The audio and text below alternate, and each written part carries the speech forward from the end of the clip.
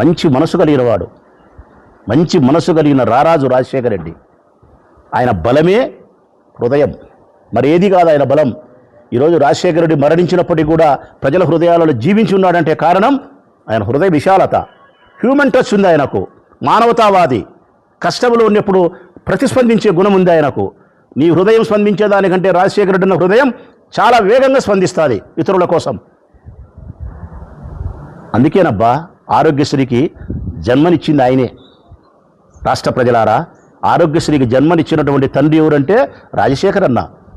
ఈ రాష్ట్రంలో డబ్బు లేక ఏ పేదవాడు మరణించకూడదు, ఏ భార్యకు భర్త దూరం కాకూడదు, ఆమె పుస్తలు తెగకూడదని చెప్పి, ఏ తల్లి గర్భాన గర్భశోకం ఏర్పడకూడదు మరణించి బిడ్డలని చెప్పి ఆరోగ్యశ్రీ పథకాన్ని తీసుకొచ్చినటువంటి సృష్టికర్త రాజశేఖర్ అన్న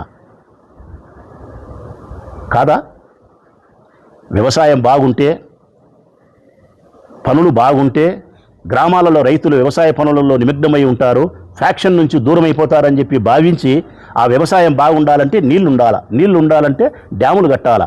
డ్యాములు కట్టిన వాడు ఎవరన్నా? జలయజ్ఞం చేసింది ఎవరన్నా? ప్రజలారా, రాజశేఖర రెడ్డి కాదా? మా పైడిపాలెం ఎత్తిపోతల పథకం తీసుకొచ్చింది ఆయన కాదా?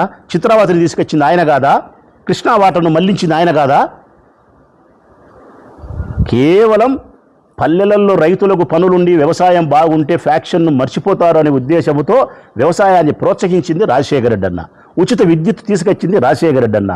పిల్లలను బాగా చదివించుకుంటే ఫ్యాక్షన్ 20 ఏళ్ల కల్లా అనగారిపోతుంది, మెల్లిమెల్లిగా ఉద్యోగస్తులు అవుతారని చెప్పి ఫీజు రియంబర్స్మెంట్ పథకానికి సృష్టికర్త. అందుకే పిల్లలు రాసే అక్షరాలలో రాజశేఖర్ అన్న చిరునవ్వు ఈ రోజుటికే కనపస్తుంది. అందుకే ఈరోజు నా కొడుకు ఇంజనీరే, నా ఇంట్లో నాకు వంట చేసి పెట్టే ఆయన కొడుకు ఇంజనీరే.